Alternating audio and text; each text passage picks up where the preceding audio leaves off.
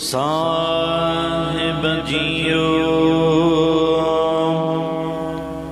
सब कोई चलन कहता है यूं। एक ब्राह्मण ने भगत कबीर साहब जी नूं कहा कि हे कबीर, तू नीवीं जाति वाला स्वर्ग विच नहीं जा सकदा, असी ब्राह्मण ही स्वर्ग के अधिकारी हाँ। तदों भगत कबीर साहब जी ने कहा कि तुहाडे स्वर्ग विच जाना भी मैं नहीं चाहता, मेरे लिए तां साध संगत ही बैकुंठ है। ये पावन शब्द उच्चारण कर रहे हैं कि हे भाई, तुहाडे विचों सब कोई ही ये आख रहे ने कि उत्थे स्वर्ग विच जाना है, स्वर्ग विच जाना है। जिस तरह जहाज दी टिकटां बुक कराइयां होण, ना जाना बैकुंठ है कहाँ, पर तुसीं ये जानदे ही नहीं हो कि स्वर्ग किथे है।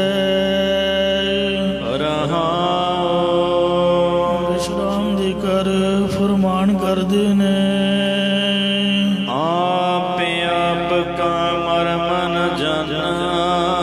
ये भाई अपना अपना जो आत्म स्वरूप है, या आप जो त्वंग पद लाखर्थ रूप है, अति आप जो तत्पद लाखर्थ रूप है, उसका मर्म भेद जानना ही नहीं कीता।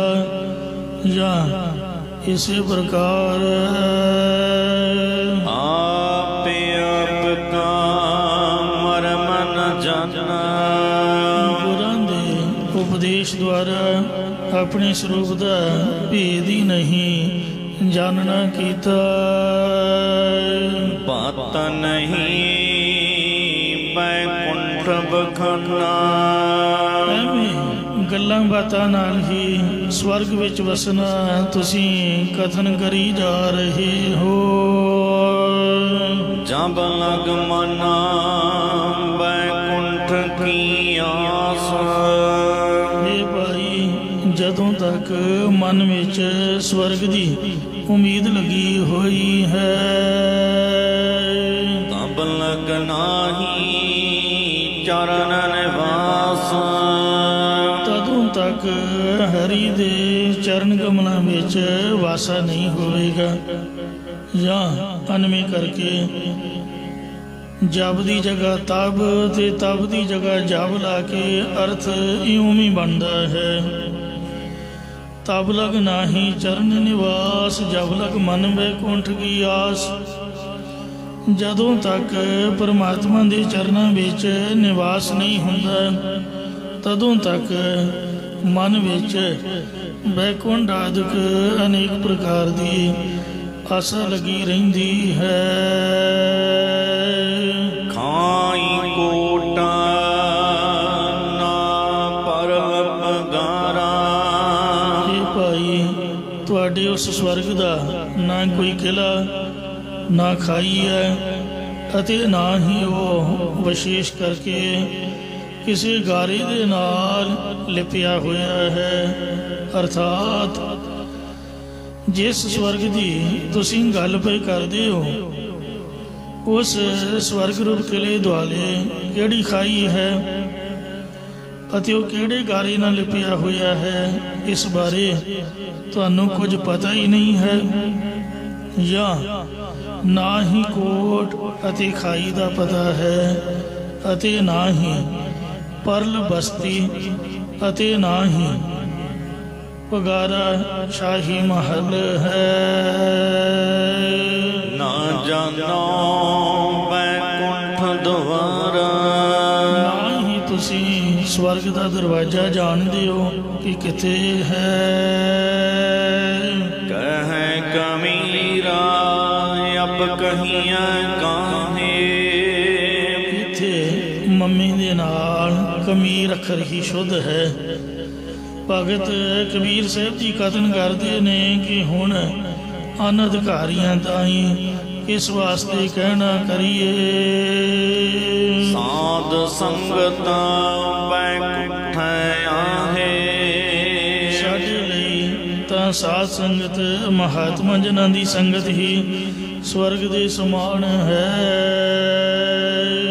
ਕਿਉ ਲੀਜੈ ਗੜ ਬੰਕਾ ਪਾਈ, ਇਹ ਭਾਈ ਇਹ ਸੰਸਾਰ ਰੂਪ ਟੇਢੇ ਕਿਲੇ ਨੂੰ ਕਿਵੇਂ ਲਿਆ ਜਾਵੇ, ਮਤਲਬ ਕਿਵੇਂ ਜਿੱਤਿਆ ਜਾਵੇ, ਜਾਂ ਟੇਢਤਾਈ ਵਾਲੇ ਵਿਸ਼ਿਆਂ ਵਿੱਚ ਚਲਾਉਣ ਵਾਲੇ ਅਗਿਆਨ ਰੂਪ ਕਿਲੇ ਨੂੰ ਜਿੱਤਣ ਲਈ ਗਿਆਨ ਕਿਵੇਂ ਲਿਆ ਜਾਵੇ, ਜਾਂ ਜੋ ਤਿੰਨ ਸਰੀਰ ਰੂਪ ਟੇਢਾ ਕਿਲਾ ਹੈ ਇਸ ਨੂੰ ਕਿਵੇਂ ਲਿਆ ਜਾਵੇ, ਭਾਵ ਕਿਵੇਂ ਵਸ ਵਿੱਚ ਕੀਤਾ ਜਾਵੇ।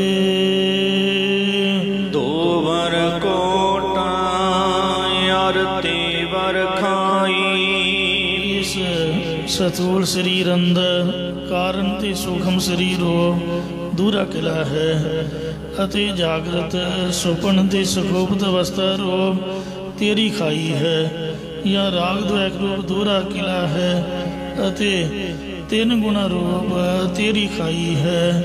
ਇਸੇ ਪ੍ਰਕਾਰ ਦੋ ਵਰ ਕੋਟਾ ਅਰਤੀ ਵਰ ਖਾਈ, ਅਗਿਆਨ ਦੀਆਂ ਦੋ ਸ਼ਕਤੀਆਂ ਅਸਤਵਾਪਾਦ ਅਤੇ ਅਪਾਨਾਪਾਦ, ਇਹ ਰੂਪ ਦੋਹਰਾ ਕੀਲਾ ਹੈ। ਤੇ ਸੁਤ ਵਿਤ ਲੋਕੀਖਣਾ ਵਾਸ਼ਨ ਰੂਪ ਤੇਰੀ ਖਾਈ ਹੈ, ਜਾਂ ਅਸਤ ਜੜ ਅਤੇ ਦੁੱਖ ਰੂਪ ਮਾਇਆ ਤੇਰੀ ਖਾਈ ਦੀ ਨਿਆਈ ਹੈ। ਰਹਾਉ ਵਿਸ਼ਰਾਮ ਦੇ ਕਰ ਫੁਰਮਾਨ ਕਰਦੇ ਨੇ। ਪਾਂਚ ਬਚੀ ਸਾ ਮੋਹ ਮਦ ਮਤ ਸਰ, ਕਾਮ ਕ੍ਰੋਧ ਲੋਭ ਮੋਹ ਹੰਕਾਰ, ਇਹ ਪੰਜ ਵਿਕਾਰ ਯੋਧੇ ਨੇ। 25 ਪ੍ਰਕਿਰਤੀਆਂ ਰੂਪ ਫੌਜ ਹੈ। ਮੋਹ ਅਤੇ ਹੰਕਾਰ ਰੂਪ ਜਰਨੈਲ ਨੇ। ਮਤਸਰ ਈਰਖਾ ਰੂਪ ਸੈਨਾਪਤੀ ਹੈ।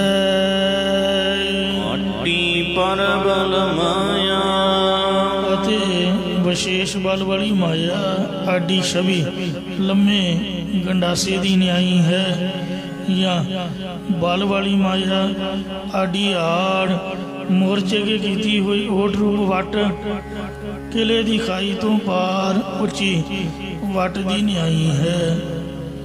ਜੋ 25 ਪ੍ਰਕਿਰਤੀਆਂ ਇੰਜ ਦੱਸਦੇ ਨੇ।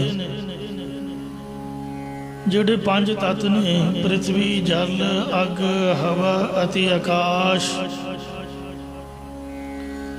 ਜਿਹੜਾ ਪ੍ਰਿਥਵੀ ਤੱਤ ਹੈ ਹੱਡ ਇਹਦੇ ਤੋਂ ਬਣੇ ਨੇ। ਹੱਡ ਇਹਦਾ ਮੁੱਖ ਭਾਗ ਹੈ ਤੇ ਇਹਦੇ ਵਿੱਚ ਬਾਕੀ ਜਲ ਤੋਂ ਮਾਸ, ਅੱਗ ਤੋਂ ਨਾੜੀਆਂ ਤੇ ਹਵਾ ਤੋਂ ਚਮੜੀ ਤੇ ਆਕਾਸ਼ ਤੋਂ ਰੋਮ ਨੇ। ਫਿਰ ਜਿਹੜਾ ਜਲ ਹੈ ਇਹਦਾ ਮੁੱਖ ਭਾਗ ਹੈ ਰੁਦਰ ਖੂਨ, ਤੇ ਬਾਕੀ ਮੁੱਖ ਭਾਗ ਹੈ ਬੀਰਜ, ਤੇ ਬਾਕੀ ਜਿਹੜਾ ਖੂਨ ਹੈ ਇਹ ਪ੍ਰਿਥਵੀ ਦਾ ਭਾਗ ਦੇ ਵਿੱਚ ਹੈ। ਪਿੱਤ ਅੱਗ ਦਾ ਭਾਗ ਹੈ। ਮੁੜਕਾ ਹਵਾ ਦਾ ਭਾਗ ਹੈ। ਲਾਲ ਆਕਾਸ਼ ਦਾ ਭਾਗ ਹੈ। ਤੀਜਾ ਤੱਤ ਹੈ ਅੱਗ। ਅੱਗ ਦਾ ਮੁੱਖ ਭਾਗ ਹੈ ਸ਼ੁੱਧਾ, ਭੁੱਖ ਲੱਗਣੀ। ਬਾਕੀ ਪ੍ਰਿਥਵੀ ਦਾ ਭਾਗ ਆਲਸ, ਜਲ ਦਾ ਭਾਗ ਮੁੱਖ ਪ੍ਰਭਾ, ਹਵਾ ਦਾ ਭਾਗ ਪਿਆਸ, ਆਕਾਸ਼ ਦਾ ਭਾਗ ਇਹਦੇ ਚ ਨਿੰਦਰਾ ਹੈ। ਚੌਥਾ ਤੱਤ ਹੈ ਹਵਾ, ਇਹਦਾ ਮੁੱਖ ਭਾਗ ਹੈ ਦੌੜਨਾ। ਪ੍ਰਿਥਵੀ ਵਾਲਾ ਭਾਗ ਸੰਕੋਚਨਾ, ਜਲ ਦਾ ਭਾਗ ਚੱਲਣਾ, ਅੱਗ ਦਾ ਭਾਗ ਕੁੱਦਣਾ ਤੇ ਆਕਾਸ਼ ਦਾ ਭਾਗ ਪਸਰਨਾ ਹੈ। ਪੰਜਵਾਂ ਤੱਤ ਹੈ ਆਕਾਸ਼, ਇਹਦਾ ਮੁੱਖ ਭਾਗ ਹੈ ਸੀਸ, ਪ੍ਰਿਥਵੀ ਵਾਲਾ ਭਾਗ ਕਮਰ, ਜਲ ਦਾ ਭਾਗ ਉਦਰ, ਅੱਗ ਦਾ ਭਾਗ ਹਿਰਦਾ, ਹਵਾ ਦਾ ਭਾਗ ਕੰਠ ਹੈ। ਇਉਂ 5 25 ਮੋਹ ਮਦ ਮਤਸਰ, 5 ਕਾਮਦ, 25 ਪ੍ਰਕਿਰਤੀਆਂ ਨੂੰ ਫੌਜ ਹੈ। ਮੋਹ ਤੇ ਹੰਕਾਰ ਰੂਪੀ ਜਰਨੈਲ ਨੇ, ਆਡੀ ਪਰਮਨ ਮਾਇਆ, ਈਰਖਾ ਰੂਪ ਸੈਨਾਪਤੀ ਤੇ ਵਿਸ਼ੇਸ਼ ਬਲ ਵਾਲੀ ਮਾਇਆ ਲੰਮੇ ਗੰਡਾਸੇ ਦੀ ਤਰ੍ਹਾਂ ਜੋ ਸਭਨਾਂ ਨੂੰ ਦਗੜਦੀ ਮਗੜਦੀ ਵੱਡੀ ਜਾ ਰਹੀ ਹੈ।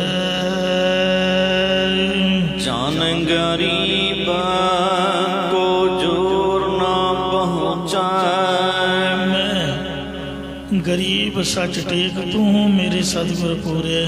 ਮੈਂ ਗਰੀਬ ਦਾਸ ਦਾ ਐਸੀ ਕਿਲੇ ਉੱਪਰ ਬਲ ਨਹੀਂ ਪਹੁੰਚਦਾ, ਇਸ ਲਈ ਕਹਾਂ ਕਰੋ ਰਘੁਰਾਇਆ। ਇਹ ਰਘੂਆਂ ਦੀ ਕੁਲ ਦੇ ਰਾਜਾ ਪਾਕ ਪ੍ਰਭੂ, ਇਸ ਲਈ ਮੈਂ ਕੀ ਕਰਾਂ ਜੀ।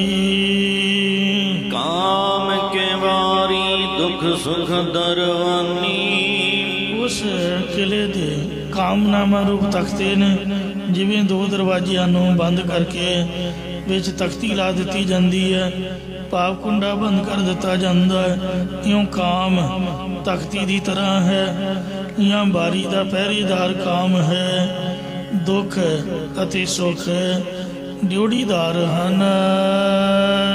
ਪਾਪ ਪੁੰਨ ਦਰਵਾਜ਼ਾ, ਪਾਪ ਅਤੇ ਪੁੰਨ ਦਰਵਾਜ਼ੇ ਬਣੇ ਹੋਏ ਹਨ। ਕ੍ਰੋਧ ਪ੍ਰਧਾਨ ਮਹਾ ਬੜ ਤੁੰਦਰ, ਗੁੱਸਾ ਪ੍ਰਧਾਨ ਸਾਹਿਬ ਬਣਿਆ ਹੋਇਆ ਮੁਖੀ ਚੌਧਰੀ ਬਣੀ ਬੈਠਾ ਹੈ, ਜੋ ਬਹੁਤ ਵੱਡੀ ਡੰਡ ਰੌਲੀ ਪਾਈ ਰੱਖਦਾ ਹੈ, ਲੜਾਈ ਪਾਉਣ ਵਾਲਾ ਝਗੜਾਲੂ ਹੈ। ਤਹ ਮਨ ਮਾਵਾਸੀ ਰਾਜਾ, ਉੱਥੇ ਕਿਲੇ ਦੇ ਅੰਦਰ ਆਕੀ ਅਸਥਾਨ ਵਿੱਚ ਮਨ ਰਾਜਾ ਹੋ ਕੇ ਬੈਠਾ ਹੋਇਆ ਹੈ। ਸਵਾਦ ਸਨਾਹ ਡੋਬ ਮਮਤਾ ਕੋ, ਸ਼ਬਦ ਸਪਰਸ਼ਾਦਿਕ ਵਿਸ਼ਿਆਂ ਦੇ ਸਵਾਦ ਰਸ ਰੂਪੀ ਸਰੀਰ ਉੱਪਰ ਸੰਜੋ ਪਹਿਨੀ ਹੋਈ ਹੈ। ਮਮਤਾ ਦਾ ਸਿਰ ਉੱਪਰ ਲੋਹੇ ਦਾ ਟੋਪ ਪਹਿਨਿਆ ਹੈ। ਕਬੁੱਧ ਕਮਾਨ ਚੜਾਈ, ਕੋਟੀ ਬੁੱਧ ਰੂਪ ਕਮਾਨ ਚੜਾਈ ਹੋਈ ਹੈ। ਤਿਸਨ ਤੀਰ ਰਹੇ ਕੱਢ ਪੀਤਰਾ, ਕ੍ਰਿਸ਼ਨ ਰੂਪ ਤੀਰ ਹਿਰਦੇ ਦੇ ਵਿੱਚ ਹੀ ਮਿਨ ਰਹੇ ਹਨ। ਕਿਉਂ ਗੜ ਲਿਓ ਨਾ ਜਾਈ, ਇੰਜ ਇਹ ਸਰੀਰ ਰੂਪੀ ਕਿਲਾ ਅਗਿਆਨ ਰੂਪੀ ਕਿਲਾ ਲਿਆ ਨਹੀਂ ਜਾਂਦਾ, ਜਿੱਤਿਆ ਨਹੀਂ ਜਾਂਦਾ ਹੈ। ਇਹ ਕਬੀਰ ਜੀ, ਇਸ ਨੂੰ ਜਿੱਤਣ ਦਾ ਕੋਈ ਸਾਧਨ ਦੱਸੋ। ਤਾਂ ਕਬੀਰ ਸਾਹਿਬ ਜੀ ਅੰਤਰੀਵ ਸਾਧਨ ਫਰਮਾਨ ਕਰਦੇ ਨੇ। ਪ੍ਰੇਮ ਪਲਿਤਾ ਸੁਰਤ ਹਵਾਈ, ਇਹ ਭਾਈ ਅਸੀਂ ਤਾਂ ਪ੍ਰੇਮ ਰੂਪੀ ਪਲੀਤਾ ਤੋਪ ਨੂੰ ਅੱਗ ਦੇਣ ਦਾ ਜਿਹੜਾ ਤੋੜਾ, ਜਿਹੜਾ ਉਹ ਪਟਾਕਿਆਂ ਦੇ ਵਿੱਚ ਦੀ ਅੱਗੇ ਅੱਗ ਲਾਉਣ ਵਾਲਾ ਤੋੜਾ ਕੱਢਿਆ ਹੁੰਦਾ, ਇਸ ਤਰ੍ਹਾਂ ਜਿਹੜਾ ਧੋਪ ਦੇ ਵਿੱਚ ਦੀ ਤੋੜਾ ਕੱਢਿਆ ਹੋਇਆ ਪਲੀਤਾ ਤੇ ਸੁਰਤ ਹਵਾਈ ਬਿਰਤੀ ਸ੍ਰੇਸ਼ਟ ਪ੍ਰੀਤੀ ਰੂਪ ਹਵਾਈ ਤੋਪ ਬਣਾਉਣਾ ਕੀਤੀ ਹੈ। ਗੋਲਾ ਗਿਆਨ ਚਲਾਇਆ, ਇਸ ਬਿਰਤੀ ਰੂਪ ਜਾਂ ਸ੍ਰੇਸ਼ਟ ਪ੍ਰੀਤੀ ਰੂਪ ਤੋਪ ਦੇ ਵਿੱਚ ਗਿਆਨ ਰੂਪੀ ਗੋਲਾ ਪਾ ਕੇ ਚਲਾਉਣਾ ਕੀਤਾ ਹੈ। ਬ੍ਰਹਮ ਅਗਨ ਸਹਿਜੇ ਪਰ ਜਾਨੀ, ਉਸ ਗੋਲੇ ਨੂੰ ਸਹਿਜ ਅਵਸਥਾ ਵਿੱਚ ਪਹੁੰਚ ਕੇ ਬ੍ਰਹਮ ਅਭਿਆਸ ਰੂਪ ਅੱਗ ਪਰ ਜਾਲੀ ਪਰ ਵਿਸ਼ੇਸ਼ ਕਰਕੇ ਜਲਾਉਣਾ ਕੀਤੀ ਹੈ। ਕੈ ਚੋਟ ਸਜਾਇਆ, ਇਸ ਇੱਕ ਚੋਟ ਨਾਲ ਹੀ ਅਸਾਂ ਨੇ ਇਹ ਮਨ ਜੀਤੈ ਜਗ ਜੀਤ, ਮਨ ਸਿਓ ਜੂਝ ਮਰੈ ਪ੍ਰਭ ਪਾਏ, ਮਨ ਰੂਪੀ ਕਲੇ ਨੂੰ ਜਿੱਤ ਲਿਆ ਹੈ। ਇਹ ਕਬੀਰ ਜੀ ਤੁਹਾਡੇ ਨਾਲ ਕੋਈ ਸੂਰਮੇ ਵੀ ਸਨ ਤਾਂ ਫਰਮਾਉਂਦੇ ਨੇ, ਸਤ ਸੰਤੋਖ ਲੈ ਲਰਨੀ ਲਾਗਾ। ਭਾਈ ਮੈਂ ਸਤ ਸੰਤੋਖ ਦਇਆ ਧਰਮ ਵਿਚਾਰ ਵਿਵੇਕ ਰੂਪ ਸੂਰਮੇ ਨਾਲ ਲੈ ਕੇ ਉਹਨਾਂ ਨਾਲ ਲੜਨ ਲੱਗਾ ਸੀ। ਤੋਰੇ ਦੋਇ ਦਰਵਾਜ਼ਾ ਅਤੇ ਪਾਪਨ ਰੂਪ ਦੋਵੇਂ ਦਰਵਾਜ਼ੇ ਤੋੜ ਦਿੱਤੇ ਸਨ। ਸਾਧ ਸੰਗਤ ਯਾਰ ਗੁਰ ਕੀ ਕਿਰਪਾ ਤੇ, ਸ੍ਰੇਸ਼ਟ ਮਹਾਤਮਾ ਜਨਾਂ ਦੀ ਸੰਗਤ ਅਤੇ ਗੁਰਾਂ ਦੀ ਮਿਹਰ ਹੋਣ ਤੋਂ ਪਕਰਿਓ ਕੰਡ ਕੋ ਰਾਜਾ। ਸਰੀਰ ਰੂਪ ਕਿਲੇ ਦਾ ਰਾਜਾ ਮਨ ਪਕੜ ਲਿਆ, ਭਾਵ ਮਨ ਆਪਣੇ ਅਧੀਨ ਕਰ ਲਿਆ। ਭਗਵਤ ਪੀਰ ਸਗਤ ਸਿਮਰਨ ਕੀ। ਮੈਂ ਪਹਿਲਾਂ ਪੀਰ ਕਾਇਰ ਸੀ, ਗਰੀਬ ਸੀ, ਪਰ ਭਗਵਤ ਭਗਵਾਨ ਦੇ ਸਿਮਰਨ ਦੀ ਸ਼ਕਤੀ ਨੇ ਜੋ ਕੱਟੀ ਕਾਲ ਪੈ ਫਾਸੀ। ਯਮਰਾਜ ਦੇ ਡਰ ਦੀ ਫਾਹੀ ਕੱਟ ਦਿੱਤੀ ਹੈ, ਜਾਂ ਪਰਮਾਤਮਾ ਦੀ ਭਗਤੀ ਰੂਪ ਬਰਸ਼ੀ ਲੈ ਕੇ ਅਤੇ ਸ਼ੁਭ ਗੁਣਾਂ ਰੂਪ ਯੋਧਿਆਂ ਦੀ ਭੀੜ ਵਿੱਚ ਮਿਲ ਕੇ ਕਾਲ ਦੇ ਭੈ ਦੀ ਫਾਹੀ ਕੱਟ ਦਿੱਤੀ ਹੈ। ਦਾਸ ਕਮੀਰਾ ਚੜਿਓ ਕੜੀ ਉਪਰ। ਭਗਤ ਕਬੀਰ ਸਾਹਿਬ ਜੀ ਕਥਨ ਕਰਦੇ ਨੇ ਕਿ ਮੈਂ ਜਨ ਹੁਣ ਸਰੀਰ ਰੂਪ ਅਗਿਆਨ ਰੂਪ ਕਿਲੇ ਦੇ ਉੱਤੇ ਚੜ ਗਿਆ ਹੈ, ਭਾਵ ਸਰੀਰ ਅਗਿਆਨ ਨੂੰ ਵਸ ਕਰ ਲਿਆ ਹੈ। ਰਾਜ ਲਿਓ ਅਬਨਾਸੀ ਅਤੇ ਨਾਸ਼ ਤੋਂ ਰਹਿਤ ਪਰਮਾਤਮਾ ਦੀ ਪ੍ਰਾਪਤੀ ਰੂਪ ਰਾਜ ਲੈਣਾ ਕੀਤਾ ਹੈ। ਗੰਗ ਗੁਸਾਇਨ ਗਹਿਰ ਗੰਭੀਰ। ਜਿਸ ਵਕਤ ਭਗਤ ਕਬੀਰ ਜੀ ਨੇ ਬਚਨ ਕੀਤੇ ਕਿ ਅਸੀਂ ਅਬਨਾਸੀ ਰਾਜ ਦੀ ਪ੍ਰਾਪਤੀ ਕੀਤੀ ਹੈ, ਤਦੋਂ ਕੁਝ ਵਿਰੋਧੀਆਂ ਨੇ ਸਿਕੰਦਰ ਲੋਧੀ ਦੇ ਪਾਸ ਜਾ ਕੇ ਭਗਤ ਕਬੀਰ ਸਾਹਿਬ ਜੀ ਦੀ ਸ਼ਿਕਾਇਤ ਕੀਤੀ। ਜੋ ਸਮੇਂ ਕਾਸ਼ੀ ਬਨਾਰਸ ਵਿੱਚ ਆਇਆ ਹੋਇਆ ਸੀ, ਉਹਨਾਂ ਨੇ ਕਿਹਾ ਕਿ हे ਰਾਜਨ, ਉਹ ਕਬੀਰ ਜੁਲਾ ਹੈ ਤਾਂ ਤੇਰੇ ਰਾਜ ਲੈਣ ਦੀਆਂ ਗੱਲਾਂ ਕਰਦਾ ਪਿਆ ਹੈ, ਕਿਉਂਕਿ ਉਸਨੇ ਬੇਅੰਤ ਚੇਲੇ ਸ਼ਰਧਾਲੂ ਤਿਆਰ ਕੀਤੇ ਹੋਏ ਨੇ। ਇਸ ਬਾਰੇ ਤੁਹਾਨੂੰ ਕੋਈ ਵਿਚਾਰ ਕਰਨੀ ਚਾਹੀਦੀ ਹੈ। ਤਦੋਂ ਰਾਜੇ ਨੇ ਜੰਜੀਰਾਂ ਨਾਲ ਬੰਨ੍ਹ ਕੇ ਕਬੀਰ ਸਾਹਿਬ ਜੀ ਨੂੰ ਗੰਗਾ ਵਿੱਚ ਸੁੱਟਣ ਦਾ ਹੁਕਮ ਦੇ ਦਿੱਤਾ, ਕਿਉਂਕਿ ਰਾਜੇ ਲੋਕ ਬੁੱਧੂ ਹੁੰਦੇ ਨੇ, ਮੂਰਖ ਹੁੰਦੇ ਨੇ। ਇਹਨਾਂ ਨੂੰ ਜਿਹੜੇ ਸਲਾਹਾਂ ਦੇਣ ਵਾਲੇ ਨੇ ਉਹ ਵੀ ਪੁੱਠੀਆਂ ਹੀ ਦਿੰਦੇ ਨੇ। ਇਹ ਆਪਦੇ ਦਿਮਾਗ ਤੋਂ ਕੰਮ ਨਹੀਂ ਲੈਂਦੇ, ਅੰਨੇ ਹੁੰਦੇ ਨੇ, ਬੋਲੇ ਹੁੰਦੇ ਨੇ, ਨਾ ਕੁਝ ਸੁਣਦੇ ਨੇ ਨਾ ਕੁਝ ਵੇਖਦੇ ਨੇ।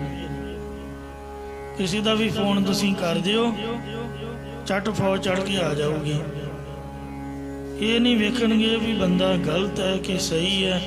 ਫੋਨ ਕਰਨ ਵਾਲਾ ਈਰਖਾਲੂ ਵੀ ਹੋ ਸਕਦਾ, ਤੁਹਾਡੀ ਗੱਲ ਨਹੀਂ ਮੰਨੀ ਜਾਊਗੀ। ਜਿੰਨੇ ਚੁਗਲੀ ਮਾਰੀ ਹੈ, ਚੁਗਲਖੋਰ ਦੀ ਜੈ। ਕਲਯੁਗ ਦਾ ਜੋ ਜ਼ਮਾਨਾ, ਇਸ ਤਰ੍ਹਾਂ ਇਹ ਰਾਜੇ ਕਲਯੁਗੀ ਨੇ। ਕਾਜੀ ਮੁਲਾ ਨੇ, ਬ੍ਰਾਹਮਣ ਤੇ ਰਾਜੇ ਦੀਆਂ ਫੌਜਾਂ ਨੇ, ਜਿਹੜੇ ਪਹਿਲਾਂ ਹੀ ਚਾਹੁੰਦੇ ਸੀਗੇ ਭਗਤ ਕਬੀਰ ਜੀ ਨੂੰ ਬੰਨ੍ਹ ਕੇ ਉਹਨਾਂ ਗੰਗਾ 'ਚ ਸੁੱਟ ਦਿੱਤਾ, ਪਰ ਗੰਗਾ ਨੇ ਭਗਤ ਜੀ ਨੂੰ ਡੁੱਬਿਆ ਨਾ। ਭਗਤ ਜੀ ਸਹੀ ਸਲਾਮਤ ਬਾਹਰ ਆ ਗਏ। ਰਾਜੇ ਨੇ ਭਗਤ ਜੀ ਨੂੰ ਨਮਸਕਾਰ ਕੀਤੀ। ਉਸ ਵੇਲੇ ਸੇਵਕਾਂ ਨੇ ਪੁੱਛਿਆ ਕਿ ਭਗਤ ਜੀ, ਗੰਗਾ ਤਾਂ ਬਹੁਤ ਡੂੰਘੀ ਹੈ, ਗੰਗਾ ਵਿੱਚ ਤੁਹਾਡੀ ਕੀ ਹਾਲਤ ਹੋਈ? ਤਦੋਂ ਸੇਵਕਾਂ ਦੇ ਪੁੱਛਣ ਤੋਂ ਭਗਤ ਕਬੀਰ ਸਾਹਿਬ ਜੀ ਪਰਮਾਤਮਾ ਪਰ ਪੂਰਨ ਨਿਸ਼ਚਾ ਪ੍ਰਪੱਕ ਕਰਾਉਂਦੇ ਇੰਜ ਕਥਨ ਕਰਦੇ ਨੇ ਕਿ ਗੰਗ ਗੁਸਾਇਨ ਗਹਿਰ ਗੰਭੀਰ।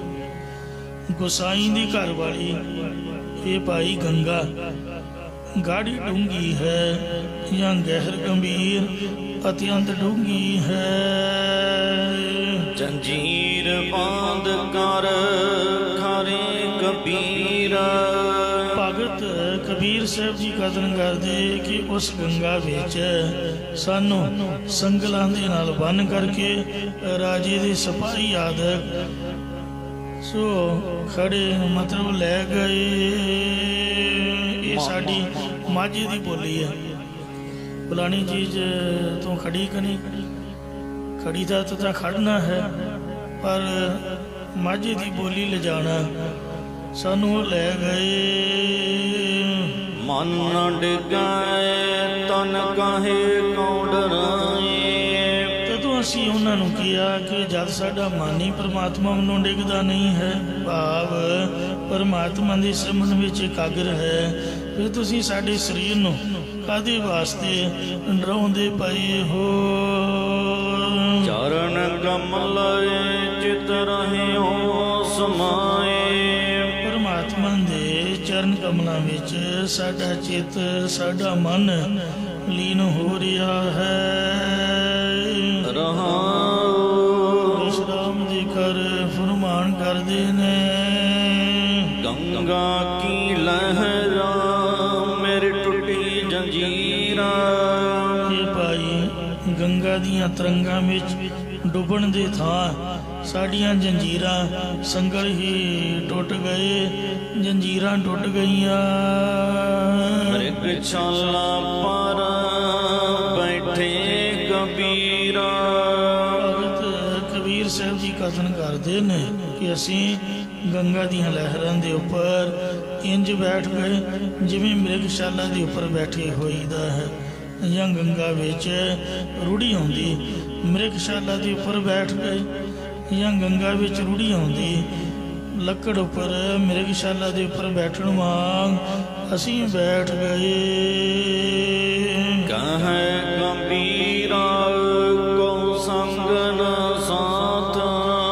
भगत कबीर साहब जी कथन करते ने कि हे भाई असां ने यह निश्चय किया है कि ना कोई इस लोक दा संगी है अते ना ही कोई परलोक दे विच साथ निभाउण वाला है। जल थल राखन है रघुनाथ। सारियां पानी वालियां जगह अते खुश्क थावां दे विच केवल रघुआं दी कुल दा मालक या रघु इंद्रियां नूं नाथ नत के चलाउण वाला चेतन प्रभु ही रखिया करन वाला है। पैरों कबीर जियो। पैरों राग दे अंदर भगत कबीर साहब जी अष्टपदी कर दूजा। दूसरे सुर ताल दे विच अठ पदियां वाली गुरबाणी उचारण करते हन। एक ओंकार एक अद्वितीय ब्रह्म ओंकार सर्वदा प्रकाशक सतगुर प्रसाद। जो सतगुਰਾਂ ਦੀ ਕਿਰਪਾ ਨਾਲ ਪ੍ਰਾਪਤ ਹੁੰਦਾ ਹੈ। अगम द्रुगम गढ़ रचियो बास। ਭਗਤ ਕਬੀਰ ਸਾਹਿਬ ਜੀ ਇਸ ਸ਼ਬਦ ਵਿੱਚ ਕਥਨ ਕਰਦੇ ਨੇ ਕਿ ਇਸ ਦੇਹ ਦੇ ਅੰਦਰ ਹੀ ਪਰਮਾਤਮਾ ਪਰਿਪੂਰਨ ਹੋ ਰਿਹਾ ਅਤੇ ਉਸ ਦੀ ਪ੍ਰਾਪਤੀ ਤੋਂ ਬਾਅਦ ਜੋ ਹੋਣ ਵਾਲਾ ਆਨੰਦ ਜਾਂ ਪ੍ਰਕਾਸ਼ ਉਹ ਨਿਰੂਪਣ ਕਥਨ ਕਰਦੇ ਨੇ। ਅਗਮ हे ਭਾਈ ਮਨ ਦੇ ਸੰਕਲਪ ਵਿਕਲਪਾਂ ਦੀ ਗਮਤਾ ਤੋਂ ਰਹਿਤ ਪਰਮਾਤਮਾ ਨੇ ਆਪਣੇ ਬਾਸ ਵਸਣ ਦੇ ਲਈ ਇਹ ਸੰਸਾਰ ਰੂਪ ਸਰੀਰ ਰੂਪ ਹਿਰਦਾ ਰੂਪ ਜਾਂ ਦਸਮ ਦਵਾਰ ਰੂਪ ਦੁਰਗਮ ਕਠਨ ਗੜ ਕਿੜਾ ਰਚਨਾ ਕੀਤਾ ਹੈ। जाम है जोत करे परगास। जिस किले दे विच उस प्रभु की सत्ता रूप जोत चानना कर रही है या चेतन प्रकाश कर रहा है। बिजली चमका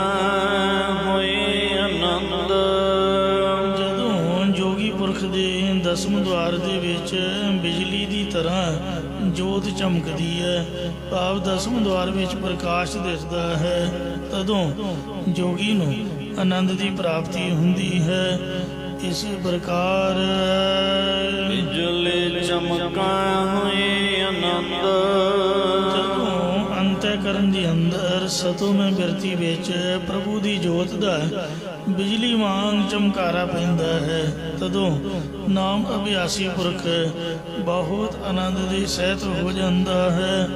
ਇਸੇ ਪ੍ਰਕਾਰ ਬਿਜਲੀ ਚਮਕਾ ਹੋਏ ਆਨੰਦ, ਜਦੋਂ ਚੇਤਨ ਸੱਤਾ ਰੂਪ ਬਿਜਲੀ ਦਾ ਚਮਕਾਰਾ ਪੈਂਦਾ ਹੈ, ਤਦੋਂ ਤਤ ਬੇਤੀਆਂ ਦੇ ਮਨ ਵਿੱਚ ਆਨੰਦ ਪ੍ਰਾਪਤ ਹੁੰਦਾ ਹੈ। ਇਹ ਜੋ ਵਾਹਿਗੁਰੂ ਨਾਮ ਹੈ ਇਹੀ ਬਿਜਲੀ ਹੈ। ਸੋ ਜਿਵੇਂ ਬਿਜਲੀ ਦੇ ਨਾਲ ਫਲੋਰਸੈਂਟ ਟਿਊਬਾਂ ਜਗਦੀਆਂ ਨੇ, ਇਹ ਮਹਾਰਾਜ ਦਾ ਨਾਮ ਚਿੱਟਾ ਪ੍ਰਕਾਸ਼ ਜਗਮਗ ਜਗਮਗ ਕਰ ਰਿਹਾ ਹੈ, ਗੁਰਬਾਣੀ ਦੇ ਅੱਖਰ ਵੀ। ਸੋ ਇਹ ਵੀ ਇੱਕ ਬਿਜਲੀ ਹੋਈ ਹੈ।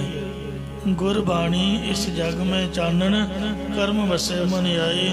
ਲਿਖਣ ਦੇ ਵਿੱਚ ਤਾਂ ਅੱਖਰ ਕਾਲੇ ਨੇ, ਪਰ ਹੈ ਬਿਜਲੀ ਦੀ ਤਰ੍ਹਾਂ ਉਜਲ ਪ੍ਰਕਾਸ਼ ਵਾਲੇ। ਜਿਹ ਪੌੜੀ ਪ੍ਰਭ ਬਾਲ ਗੋਬਿੰਦ, ਜਿੱਥੇ ਹਿਰਦੇ ਦਸਮ ਦੁਆਰ ਰੂਪ ਕਿਲੇ ਵਿੱਚ ਪ੍ਰਿਥਵੀ ਦੀ ਰੱਖਿਆ ਕਰਨ ਵਾਲਾ ਪਰਮਾਤਮਾ ਪਾਲ ਰੂਪ ਹੋ ਕੇ ਵਿਰਾਜਮਾਨ ਹੋ ਰਿਹਾ, ਜਾਂ ਬਹੁਤ ਬਲ ਵਾਲਾ ਪਿਆਰਾ ਪ੍ਰਭੂ ਸਾਖਿਆਤਕਾਰ ਹੋ ਰਿਹਾ ਹੈ। ਇਹੋ ਜੀਓ ਰਾਮ ਨਾਮ ਲਿਵ ਲਾਗਾ। ਇਹ ਭਾਈ ਜਦੋਂ ਇਸ ਜੀਵ ਦੀ ਐਸੇ ਪਰਮਾਤਮਾ ਦੇ ਨਾਮ ਦੇ ਵਿੱਚ ਬਿਰਤੀ ਲੱਗ ਜਾਂਦੀ ਹੈ, ਜਰਾ ਮਰਨ ਛੂਟੈ ਬ੍ਰਹਮ ਭਾਗੈ। ਤਦੋਂ ਇਸ ਜੀਵ ਦਾ ਬੜੇਪੇ ਜੜਤਾ ਬਿਰਤੀ ਦਾ ਦੁੱਖ ਮੌਤ ਦਾ ਭੈ ਛੁੱਟ ਜਾਂਦਾ ਹੈ, ਅਤੇ 5 ਪ੍ਰਕਾਰ ਦਾ ਭਰਮ ਵੀ ਭੱਜ ਜਾਂਦਾ ਹੈ। ਵਿਸ਼ਰਾਮ ਦੇ ਕਰ ਫਰਮਾਨ ਕਰਦੇ ਨੇ, ਵਰਨ ਵਰਨ ਸਿਉ ਮਨ ਹੀ ਪ੍ਰੀਤਾ। ਜੀਵਾਂ ਨੇ ਚੰਗੇ ਵਰਨ ਖੱਤਰੀ ਬ੍ਰਾਹਮਣ ਅਤੇ ਅਵਰਨ ਨੀਚ ਵਰਨ ਵੈਸ਼ ਸ਼ੂਦਰ, ਇਹਦੇ ਨਾਲ ਉਚਾਈ ਅਤੇ ਨੁਮਾਇੰਦੀ ਹੀ ਆਪਣੇ ਮਨ ਦੇ ਵਿੱਚ ਪ੍ਰੀਤੀ ਲਾਈ ਹੋਈ ਹੈ। ਜਿਹੜੇ ਜੀਵ ਹਨ ਮੈਂ ਗਾਵਨ ਗਾਵਹ ਗੀਤ, ਅੰਗਤਾ ਦੇ ਸਹਿਤ ਗਾਉਣ ਵਾਲੇ ਹੋ ਕੇ ਜਸ ਗਾਉਣਾ ਕਰਦੇ ਨੇ, ਜਿਸ ਕਰਕੇ ਪ੍ਰਭੂ ਦੀ ਪ੍ਰਾਪਤੀ ਨਹੀਂ ਹੁੰਦੀ। ਇਸੇ ਪ੍ਰਕਾਰ ਵਰਨ ਵਰਨ ਸਿਉ ਮਨ ਹੀ ਪ੍ਰੀਤਾ। ਚੌਹਾਂ ਵਰਨਾਂ ਵਿੱਚ ਜੋ ਪ੍ਰਭੂ ਅਵਰਨ ਰੂਪ ਹੈ, ਜਾਂ ਵਰਨ ਰੰਗਾਂ ਦੇ ਵਿੱਚ ਅਵਰਨ ਰੰਗ ਰਹਿਤ ਪ੍ਰਭੂ ਹੈ, ਜਾਂ ਵਰਨ ਕਥਨ ਕਰਨ ਤੋਂ ਅਵਰਨ ਅਕਥ ਸਰੂਪ ਪ੍ਰਭੂ ਹੈ, ਜਿਸ ਨੇ ਉਸ ਪ੍ਰਭੂ ਦੇ ਨਾਲ ਆਪਣੇ ਮਨ ਵਿੱਚ ਪ੍ਰੀਤੀ ਲਾਉਣਾ ਕੀਤੀ ਹੈ। ਮੈਂ ਗਾਵਨ ਗਾਵਹ ਗੀਤਾ। ਹਉਮੈ ਦੇ ਗਾਉਣ ਵਾਲਾ ਜੀਵ ਫਿਰ ਪਰਮਾਤਮਾ ਦੇ ਜਸ ਰੂਪ ਗੀਤ ਗਾਉਣ ਲੱਗ ਜਾਂਦਾ ਹੈ, ਜਾਂ ਉਹ ਹਉਮੈ ਦੇ ਸਹਿਤ ਗਾਉਣ ਵਾਲਾ ਹੋ ਕੇ ਕੀ ਗੀਤ ਗਾਵੇਗਾ? ਭਾਵ ਨਹੀਂ ਗਾਵੇਗਾ। ਅਨਹਦ ਸ਼ਬਦ ਹੋਤ ਚੁਨਕਾਰ। ਉਥੇ ਦਸਮ ਦੁਆਰ ਦੇ ਵਿੱਚ ਜਾਂ ਹਿਰਦੇ ਵਿੱਚ ਹੱਦ ਤੋਂ ਰਹਿਤ ਇੱਕ ਰਸ ਬ੍ਰਹਮ ਦੀ ਸ਼ਨਕਾਰ ਹੋ ਰਹੀ ਹੈ। ਜਿਹ ਪੌੜੇ ਪ੍ਰਭ ਸ੍ਰੀ ਗੋਪਾਲ। ਜਿੱਥੇ ਦਸਮ ਦੁਆਰ ਵਿੱਚ ਹਿਰਦੇ ਵਿੱਚ ਪ੍ਰਿਥਵੀ ਦੇ ਪਾਲਕ ਸੋਭਾ ਦੇ ਮਾਲਕ ਪ੍ਰਭੂ ਜੀ ਪੌੜੇ ਵਿਰਾਜਮਾਨ ਹਨ। ਖੰਡਲ ਮੰਡਲ ਮੰਡਲ ਮੰਡਾ। ਜੋ ਪ੍ਰਭੂ 9 ਖੰਡਾਂ ਅਤੇ ਸਮੂਹ ਦੇਸ਼ਾਂ 400 ਕੋਹ ਦੇ ਗੋਲਾਕਾਰ ਇਲਾਕਿਆਂ ਨੂੰ ਸਜਾਉਣ ਵਾਲਾ ਹੈ। ਤੇਰੇ ਅਸਥਾਨ ਤੀਨ ਤ੍ਰੈ ਖੰਡਾ। ਜੋ ਤਿੰਨ ਸਥਾਨ ਭਾਵ ਸਵਰਗ ਲੋਕ, ਮਾਤ ਲੋਕ ਤੇ ਪਤਾਲ ਲੋਕ, ਤਿੰਨ ਬ੍ਰਹਮਾ ਵਿਸ਼ਨੂੰ ਸ਼ਿਵ ਜੀ ਦੇਵਤੇ ਅਤੇ ਤਿੰਨ ਪ੍ਰਕਾਰ ਦੀ ਰਜੋ ਤਮੋ ਤੇ ਸਤੋ ਗੁਣ ਰੂਪੀ ਮਾਇਆ ਨੂੰ ਵੀ ਪੈਦਾ ਕਰਦਾ ਹੈ। ਇਸੇ ਪ੍ਰਕਾਰ ਤ੍ਰੈ ਅਸਥਾਨ ਤੀਨ ਤ੍ਰੈ ਖੰਡਾ। ਤਿੰਨ ਸਥਾਨ ਭਾਵ ਜਾਗਰਤ ਸੁਪਨ ਸੁਖੋਪਤ ਨੂੰ ਰਚਣ ਵਾਲਾ ਹੈ। ਉਹ ਸਮਸ਼ਟੀ ਉਪਾਧੀ ਕਰਕੇ ਵੈਰਾਟ ਰੂਪ ਹੋ ਕੇ ਸਾਰਿਆਂ ਦੀ ਜਾਗਰਤ ਅਵਸਥਾ ਦਾ ਮਾਨੀ ਹੋ ਰਿਹਾ ਹੈ। ਹਿਰਨ ਗਰਭ ਰੂਪ ਹੋ ਕੇ ਸਾਰਿਆਂ ਦੀ ਸੁਪਨ ਅਵਸਥਾ ਦਾ ਮਾਨੀ ਪ੍ਰਕਾਸ਼ ਹੋ ਰਿਹਾ ਹੈ ਅਤੇ ਅਭਿਆਕ੍ਰਿਤ ਰੂਪ ਹੋ ਕੇ ਸਾਰਿਆਂ ਦੀ ਸੁਖੋਪਤ ਅਵਸਥਾ ਦਾ ਅਮਾਨੀ ਪ੍ਰਕਾਸ਼ ਹੋ ਰਿਹਾ ਹੈ। ਵਿਅਸਤੀ ਉਪਾਧੀ ਕਰਕੇ ਜਾਗਰਤ ਅਵਸਥਾ ਦੇ ਵਿੱਚ ਵਿਸ਼ਵਨਾਮਾ ਜੀਵ ਹੋ ਕੇ ਬਿਰਾਜਮਾਨ ਹੋ ਰਿਹਾ ਹੈ।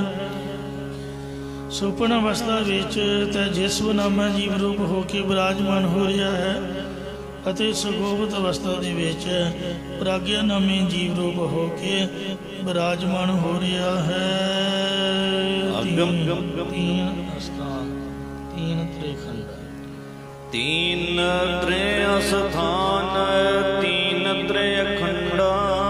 ਤਿੰਨ ਪ੍ਰਕਾਰ ਦੀ ਵਾਸ਼ਨਾ ਤੇ ਤ੍ਰੈ ਤਿੰਨ ਉੱਤਮ ਮੱਧਮ ਕਨਿਸ਼ਟ ਰੂਪ ਖੰਡਾ ਖੰਡ ਹਿੱਸੇ ਉਸ ਵਾਹਿਗੁਰੂ ਨੇ ਬਣਾਉਣਾ ਕੀਤੇ ਹਨ। ਅਗਮ ਅਗੋਚਰਾ ਰਹਿਆ ਅਭਿਅੰਤਾ। ਉਹ ਮਨ ਦੀ ਗਮਤਾ ਤੋਂ ਰਹਿਤ ਇੰਦਰੀਆਂ ਦੇ ਅਵਿਸ਼ੇ ਪ੍ਰਭੂ ਹਿਰਦੇ ਦੇ ਅੰਦਰ ਜਾਂ ਜੋਗੀ ਦੇ ਦਸਮ ਦੁਆਰ ਅੰਦਰ ਚੇਤਨ ਦੀ ਲਾਟ ਰੂਪ ਹੋ ਕੇ ਵਿਆਪਕ ਹੋ ਰਿਹਾ ਹੈ। ਪਾਰਨ ਪਾਵੈ ਕੋ ਧਰਨੀ ਤਰ ਮੰਤਾ। ਉਸ ਧਰਤੀ ਦੇ ਆਸਰੇ ਦੇ ਮਨ ਤੋਂ ਸਲਾਹ ਦਾ ਵੀ ਕੋਈ ਪਾਰ ਨਹੀਂ ਪਾ ਸਕਦਾ। ਵੈਸ਼ਨਵ ਮਾਦੀ ਜੋਗੀ ਨੂੰ ਧਿਆਨ ਦੇ ਵਿੱਚ ਜਿਸ ਸਰਗੁਣ ਮੂਰਤੀ ਦਾ ਪ੍ਰਕਾਸ਼ ਹੁੰਦਾ ਉਸ ਬਾਬਤ ਦੱਸ ਰਹੇ ਨੇ। ਗਦਲੀ ਪੌਪਤੋਂ ਪਰਗਾਸਾ। ਜਿਵੇਂ ਕੇਲੇ ਦੇ ਨੀਲੇ ਜਿਹੇ ਫੁੱਲ ਉੱਪਰ ਸੂਰਜ ਦੀ ਧੁੱਪ ਦਾ ਪ੍ਰਕਾਸ਼ ਪੈਂਦਾ ਹੈ, ਇਸ ਪ੍ਰਕਾਰ ਦਾ ਜੋਗੀ ਦੇ ਧਿਆਨ ਵਿੱਚ ਪ੍ਰਕਾਸ਼ ਹੁੰਦਾ ਹੈ। ਸਰਗੁਣ ਸਰੂਪ ਦੇ ਰਜ ਪੰਕਜ ਮਹਿ ਲਿਓ ਨਿਵਾਸਾ। ਚਰਨ ਕਮਲਾਂ ਦੀ ਧੂੜੀ ਵਿੱਚ ਜੋਗੀ ਨੇ ਨਿਵਾਸ ਲੈਣਾ ਕੀਤਾ ਹੈ। ਇਸ ਪ੍ਰਕਾਰ ਗਦਲੀ ਪੌਪਤੋਂ ਪਰਗਾਸਾ। ਕੇਲੇ ਆਦਿਕ ਫਲਾਂ, ਪੋਹ ਫੁੱਲਾਂ, ਧੂਪ ਆਦਿਕ ਵਿੱਚ ਉਸ ਪਰਮਾਤਮਾ ਦਾ ਪ੍ਰਕਾਸ਼ ਹੈ। ਜਾਂ ਕੇਲਿਆਂ ਦੀ ਨਿਆਈ ਨਿਰਮਾਈ ਵਾਲਾ ਹੈ, ਫੁੱਲਾਂ ਦੀ ਨਿਆਈ ਪਦਾਰਥ ਰੂਪ ਪਾਣੀ ਧੁੰਦ ਲੇਪ ਰਹਿਣ ਵਾਲਾ ਹੈ। ਸਾਰੇ ਸੰਸਾਰ ਵਿੱਚ ਉਸ ਦਾ ਜਸ ਰੂਪ ਧੂਪ ਧੁਖ ਰਿਹਾ ਹੈ ਅਤੇ ਗਿਆਨ ਦਾ ਪ੍ਰਕਾਸ਼ ਵੀ ਉਹੀ ਕਰ ਰਿਹਾ। ਇਸੇ ਪ੍ਰਕਾਰ ਗਦਲੀ ਪੌਪਤੋਂ ਪਰਗਾਸਾ। ਕੇਲਿਆਂ ਦੀ ਤਰ੍ਹਾਂ ਨਰਮ ਚਿੱਤ ਵਾਲੀਆਂ, ਫੁੱਲਾਂ ਦੀ ਤਰ੍ਹਾਂ ਸ਼ੁਭ ਗੁਣ ਨਾਲ ਖਿੜੇ ਹੋਇਆਂ ਦੇ ਵਿੱਚ, ਧੂਪ ਦੀ ਤਰ੍ਹਾਂ ਜਸ ਗਾਉਣ ਵਾਲਿਆਂ ਦੇ ਅੰਦਰ ਉਹ ਪ੍ਰਭੂ ਅਪਰੋਖ ਗਿਆਨ ਦਾ ਪ੍ਰਕਾਸ਼ ਕਰਨੇ ਵਾਲਾ ਹੈ। ਰਜ ਪੰਕਜ ਮਹਿ ਲਿਓ ਨਿਵਾਸਾ। ਉਸ ਦੇ ਚਰਨ ਕਮਲਾਂ ਦੀ ਧੂੜੀ ਵਿੱਚ ਤਤ ਬੇਤੇ ਮਹਾਤਮਾ ਨੇ ਨਿਵਾਸ ਲੈਣਾ ਕੀਤਾ ਹੈ। ਜਾਂ ਜਿਸ ਦੇ ਹਿਰਦੇ ਅੰਦਰ ਸ਼ਰਧਾ ਰੂਪ ਧੂੜੀ ਹੈ ਅਤੇ ਕੌਣ ਵਾਂਗ ਨਿਰਲੇਪ ਚਿੱਤ ਹੈ, ਉਸ ਦੇ ਅੰਦਰ ਸਰਵ ਵਿਆਪਕ ਪਰਮੇਸ਼ਰ ਨੇ ਨਿਵਾਸ ਲੈਣਾ ਕੀਤਾ ਹੈ। ਭਾਵ ਸਾਖਿਆਤਕਾਰ ਹੋਇਆ ਹੈ। ਦਵਾਦਸ ਦਲ ਅਭਿਅੰਤਰ ਮੰਤਾ। ਉਸ ਮਨੁੱਖ ਦੇ ਹਿਰਦੇ ਵਿੱਚ ਗੁਰਾਂ ਦਾ ਮੰਤਰ ਵਸਣ ਨਾਲ ਉਸ ਦਾ 12 ਪੱਤੀਆਂ ਵਾਲਾ ਹਿਰਦਾ ਕੌਲ ਖਿੜ ਜਾਂਦਾ ਹੈ। ਇਹ ਸਰੀਰ ਅੰਦਰ ਜੋਗੀਆਂ ਦੇ 6 ਚੱਕਰ ਕਲਪੇ ਹੋਏ ਨੇ। ਮੂਲਾਧਾਰ ਗੁਦਾ ਮੰਡਲ ਦਾ ਚੱਕਰ ਹੈ, ਜਿਸ ਵਿੱਚ ਮੁੱਦੇ ਮੁਖ ਦਾ 4 ਪੰਖੜੀ ਵਾਲਾ ਪੀਲਾ ਕਮਲ ਹੈ। ਸੋ ਇਉਂ ਉਹਨਾਂ ਦਾ ਉਹ ਖਿੜ ਜਾਂਦਾ ਹੈ। 12 ਪੱਤੀਆਂ ਵਾਲਾ ਹਿਰਦਾ ਕਮਲ ਜਾਂ ਵੈਸ਼ਨਵ ਲੋਕ 12 ਅੱਖਰਾਂ ਵਾਲਾ ਮੰਤਰ ਹਿਰਦੇ ਅੰਦਰ ਜਪਦੇ ਨੇ, ਓ ਨਮੋ ਭਗਵਤ ਵਾਸੁਦੇਵਾ। ਇਸੇ ਪ੍ਰਕਾਰ ਦਵਾਦਸ ਦਲ ਅਭਿਅੰਤਰ ਮੰਤ 5 ਕਰਮ ਇੰਦਰੀ, 5 ਗਿਆਨ ਇੰਦਰੀ, ਮਨ ਤੇ ਬੁੱਧ ਨੂੰ ਵਸ ਵਿੱਚ ਕਰਕੇ ਤਤਵੇ ਤੇ ਮਹਾਤਮਾ ਨੇ ਸਲਾਹ ਦੇਣ ਵਾਲੇ ਚੇਤਨ ਨੂੰ ਆਪਣੇ ਅੰਤःਕਰਨ ਦੇ ਅੰਦਰ ਜਾਣਿਆ ਹੈ। ਜਹ ਪੌੜੇ ਸ੍ਰੀ ਕਮਲਾ ਕੰਤ ਜਿਸ ਅੰਤःਕਰਨ ਜਾਂ ਦਸਵੇਂ ਦੁਆਰ ਵਿੱਚ ਸ਼ੋਭਾ ਦੇ ਮਾਲਕ ਸ਼੍ਰੋਮਣੀ ਲక్ష్ਮੀ ਦੇ ਮਾਇਆ ਦੇ ਪਤੀ ਪ੍ਰਭੂ ਜੀ ਪੌੜੇ ਵਿਰਾਜਮਾਨ ਨੇ, ਜਾਂ ਮਾਇਆ ਸਬਲ ਹੋ ਕੇ ਸਰਗੁਣ ਸਰੂਪ ਦੇ ਵਿੱਚ ਵਿਰਾਜਮਾਨ ਹੋ ਰਹੇ ਹਨ। ਅਰਧ ਅਰਧ ਮੁਖ ਲਾਗੋ ਕਾਸ ਹੇਠਾਂ ਨੂੰ ਜਾਂਦੇ ਸਵਾਸਾਂ ਅਪਾਨ ਵਾਯੂ ਅਤੇ ਉੱਪਰ ਨੂੰ ਜਾਂਦੇ ਸਵਾਸਾਂ ਪ੍ਰਾਣ ਵਾਯੂ ਨੂੰ ਪ੍ਰਕਾਸ਼ਨ ਵਾਲਾ ਹੈ। ਜਾਂ ਅਰਧ ਭਾਵ ਜੀਵ ਤੇ ਉਰਧ ਭਾਵ ਈਸ਼ਰ, ਇਹਨਾਂ ਦੋਨਾਂ ਦੇ ਅੰਦਰ ਮੁਖੀ ਚਿਦਾਕਾਸ਼ ਪ੍ਰਭੂ ਲਾਗੋ ਲੱਗਿਆ ਮਤਲਬ ਮਿਲਿਆ ਹੋਇਆ ਹੈ। ਸੁਨ ਮੰਡਲ ਮਹਿ ਕਰ ਪ੍ਰਗਾਸ 10ਵੇਂ ਦਵਾਰ ਦੇ ਵਿੱਚ ਵੀ ਉਹੀ ਪ੍ਰਭੂ ਚਾਨਣਾ ਕਰ ਰਿਹਾ ਹੈ। ਜਾਂ ਸੁਨ ਮੰਡਲ ਨਿਰਵਿਕਲਪ ਅੰਤःਕਰਨ ਵਿੱਚ, ਜਾਂ ਸੁਨ ਅਫੁਰ ਸਰੂਪ ਪ੍ਰਭੂ ਮੰਡਲ ਸਮੂਹ ਸੰਸਾਰ ਦੇ ਅੰਦਰ ਪ੍ਰਕਾਸ਼ ਕਰਨ ਵਾਲਾ ਹੈ। ਓਹਾਂ ਸੂਰਜ ਨਾਹੀ ਚੰਦ ਤੇ 10ਵੇਂ ਦਵਾਰ ਵਿੱਚ ਹਿਰਦੇ ਅੰਦਰ ਸੂਰਜ ਅਤੇ ਚੰਦਰਮਾ ਦਾ ਪ੍ਰਕਾਸ਼ ਨਹੀਂ ਹੈ। ਜਾਂ ਸੂਰਜ ਦੀ ਤਰ੍ਹਾਂ ਤਮੋ ਗੁਣ, ਚੰਦਰਮਾ ਦੀ ਤਰ੍ਹਾਂ ਸਤੋ ਗੁਣ ਵੀ ਨਹੀਂ ਹੈ। ਫਿਰ ਉਹ ਰਜੋਗੁਣ ਨੇ ਭਲਾ ਕੀ ਹੋਣਾ ਸੀਗਾ। ਹਿਰਦੇ ਦੇ ਅੰਦਰ ਚਿੱਟਾ ਗੈਸ ਦੀ ਬੱਤੀ ਵਰਗਾ ਹਿਰਨ ਗਰਭ ਦਾ ਪ੍ਰਕਾਸ਼ ਹੈ। 10ਵੇਂ ਦਵਾਰ ਵਿੱਚ ਚਿੱਟਾ ਪ੍ਰਕਾਸ਼ ਹੈ। ਨਾੜੀ ਦੇ ਅੰਦਰ ਬਿਜਲੀ ਵਾਂਗ ਜਠਰਾਗਣ ਦਾ ਪ੍ਰਕਾਸ਼ ਹੈ, ਜੋ ਨਾ ਹਨੇਰੇ ਵਿੱਚ ਵੀ ਦਿਸ ਪੈਣਾ। ਇਹ ਹਿਰਨ ਗਰਭ ਦਾ ਪ੍ਰਕਾਸ਼ ਹੈ। ਜੋ ਸੁਰਤ ਦੇ ਨਾਲ ਦਿਸਣਾ, ਇਹ ਸਤੋ ਗੁਣ ਦਾ ਪ੍ਰਕਾਸ਼ ਹੈ। ਜੋ ਬਿਰਤੀ ਗੋਚਰ ਚੀਜ਼ ਦਿਸਦੀ ਹੈ, ਇਹ ਰਜੋ ਗੁਣ ਦਾ ਪ੍ਰਕਾਸ਼ ਹੈ। ਜੋ ਬਾਹਰ ਸੂਰਜ ਚੰਦਰਮਾ ਆਦਿ ਦਾ ਤਮੋ ਗੁਣੀ ਪ੍ਰਕਾਸ਼ ਹੈ। ਅਤੇ ਪ੍ਰਭੂ ਦਾ ਪ੍ਰਕਾਸ਼ ਰਾਜਸੀ ਤਾਮਸੀ ਸਾਂਤਕੀ ਸੁਭਾਵਾਂ ਤੋਂ ਰਹਿਤ, ਇੱਕ ਰਸ ਝਿਲ ਮਿਲ ਝਿਲਕ ਹੈ। ਚੰਦ ਨ ਤਾਰਾ ਸੂਰਜ ਕਿਰਨ ਨ ਬਿਜਲ ਗਏ ਨਾਰਾ, ਵਰਨ ਚਿਹਨ। ਸੋ ਇਉਂ ਮਹਾਰਾਜ ਕਹਿੰਦੇ ਵੀ ਨਹੀਂ ਕੋਈ ਪੂਰੇ ਮਨ ਭਾਈਂਦਾ। ਇੱਕ ਰਸ ਉਹ ਹਿਰਦੇ ਵਿੱਚ ਪਰਿਪੂਰਨ ਹੋ ਰਿਹਾ। ਜਾਂ ਉੱਥੇ ਸੂਰਜ ਭਾਵ ਅਪਰੋਗ ਗਿਆਨੀ ਨਹੀਂ ਹੈ, ਨਾ ਹੀ ਚੰਦ ਚੰਦਰਮਾ ਭਾਵ ਮਾਇਆ ਦਾ ਮੋਹ ਨਹੀਂ ਹੈ। ਉੱਥੇ ਤਾਂ ਸੰਸਾਰ ਦਾ ਮੁੜ ਸਰੂਪ ਸ਼ੁੱਧ ਸਰੂਪ ਪਰਮਾਤਮਾ ਹੀ ਕੌਤਕ ਕਰ ਰਿਹਾ। ਜਾਂ ਆਪਣੇ ਆਪ ਦੇ ਵਿੱਚ ਆਨੰਦ ਮਾਨਣਾ ਕਰ ਰਿਹਾ ਹੈ। ਆਦਿ ਨਿਰੰਜਨ ਕਰੇ ਆਨੰਦ ਜੋ ਸਭਨਾਂ ਦਾ ਆਦ ਮੁੱਢ ਸਰੂਪ ਸ਼ੁੱਧ ਸਰੂਪ ਪਰਮਾਤਮਾ ਹੈ, ਉਹੀ ਕੌਤਕ ਕਰ ਰਿਹਾ। ਇੱਕੋ ਇੱਕ ਆਪ ਆਪਣੇ ਆਪ ਦੇ ਵਿੱਚ ਆਨੰਦ ਮਾਨਣਾ ਕਰ ਰਿਹਾ ਹੈ। ਸੋ ਬ੍ਰਹਮੰਡ ਪਿੰਡ ਸੋ ਜਾਨਾ। ਹੇ ਭਾਈ, ਉਹੀ ਪ੍ਰਮਾਤਮਾ ਬ੍ਰਹਮੰਡ ਦੇ ਵਿੱਚ ਹੈ, ਉਹੀ ਪ੍ਰਮਾਤਮਾ ਸਰੀਰ ਦੇ ਵਿੱਚ ਜਾਣਨਾ ਕਰੋ। ਜਿਹੜੇ ਯੋਗੀ ਨੇ ਉਹ ਜਿਹੜੇ ਚੱਕਰ ਮੰਨੇ ਗਏ ਨੇ 6 ਚੱਕਰ ਉਹਨਾਂ ਨੇ ਕਲਪੇ ਹੋਏ ਨੇ, ਇਹਨਾਂ ਨੂੰ ਮੰਨ ਕੇ 10ਵੇਂ ਦਵਾਰ ਦੇ ਵਿੱਚ ਪ੍ਰਕਾਸ਼ ਦੇ ਦਰਸ਼ਨ ਕਰਦੇ ਨੇ। ਉਹ ਕਹਿੰਦੇ ਵੀ 10ਵੇਂ ਦਵਾਰ ਦੇ ਵਿੱਚ ਹੀ ਪ੍ਰਕਾਸ਼ ਹੈ। ਗੁਰਸਿੱਖੀ ਮੁਤਾਬਕ ਚੱਕਰਾਂ ਚੁੱਕਰਾਂ ਦੇ ਚੱਕਰ 'ਚ ਪੈਣ ਦੀ ਬਜਾਏ ਹਿਰਦੈ ਕਮਲ ਮੈਂ ਹਰ ਕਾ ਬਾਸ, ਬਸ ਹਿਰਦੈ ਨਾਮ ਵਸਾਇਓ, ਘਰ ਬੈਠੇ ਗੁਰੂ ਤੇ ਆਇਓ। ਗੁਰ ਪੂਰੇ ਸੱਚ ਕਹਿਆ ਤਾਂ ਸੁਖ ਸਾਚਾ ਲਹਿਆ। ਵਾਹਿਗੁਰੂ ਕਹਿਣਾ ਹੈ। ਵਾਹਿਗੁਰੂ ਭਾਵੇਂ ਚੱਕਰਾਂ ਦੇ ਵਿੱਚ ਘੁਮਾ ਕੇ ਲੈ ਜੇ, ਭਾਵੇਂ ਸਿੱਧਾ ਹੀ ਬਾਈਪਾਸ ਹੀ। ਸਾਧ ਸੰਗਤ ਜੀ, ਇੱਕ ਹੁੰਦਾ ਹੈ ਰੇਹੜੀ ਦਾ ਰਸਤਾ, ਰੇਹੜੇ ਦਾ ਰਸਤਾ, ਇੱਕ ਹੁੰਦਾ ਪੈਦਲ ਫੁੱਟਪਾਥ ਵਾਲਾ, ਇੱਕ ਹੁੰਦਾ ਬੱਸ ਗੱਡੀ ਮੋਟਰ ਦਾ, ਇੱਕ ਹੁੰਦਾ ਟ੍ਰੇਨ ਦਾ। ਜਿਹੜਾ ਜਹਾਜ਼ ਹੈ, ਜਹਾਜ਼ ਤੁਹਾਨੂੰ ਪਤਾ ਹੈ, ਸੱਚਖੰਡ ਹਜ਼ੂਰ ਸਾਹਿਬ ਜਾਣਾ ਹੋਵੇ, ਅਸੀਂ ਤਾਂ ਮਰ ਖਾਪ ਗਏ। ਸਰਕਾਰੀ ਟ੍ਰੇਨ ਦਾ ਲਾਲਚ ਤਾਂ ਕਰ ਲਿਆ। ਚੰਗੇ ਭਲੇ ਮਿਹਨਤ ਵਾਲੇ ਗੁਰਮੁਖ ਉਹ ਘਬਰਾ ਕੇ ਦਿੱਲੀ ਤੋਂ ਹੀ ਵਾਪਸ ਮੁੜੇ। ਅੱਤ ਦੀ ਗਰਮੀ, ਉਹ ਚੱਲੇ ਹੀ ਨਾ। ਸਪੈਸ਼ਲ ਟ੍ਰੇਨ ਨੂੰ ਰਸਤਾ ਨਹੀਂ ਮਿਲਦਾ ਸੀਗਾ। ਟਾਈਮ ਵਾਲੀਆਂ ਲੰਘੀ ਜਾਂ ਸਾਡੀ ਵਾਰੀ ਨਾ ਆਈ। ਉਹ ਕਿੰਨੇ ਦਿਨ ਹੀ ਜਾਂਦਿਆਂ ਤੇ ਕਿੰਨੇ ਦਿਨ ਹੀ ਆਉਂਦੇ, ਉੱਥੇ ਤਾਂ ਥੋੜ੍ਹਾ ਕਿ ਚਿਰ ਹੀ ਰਹੇ।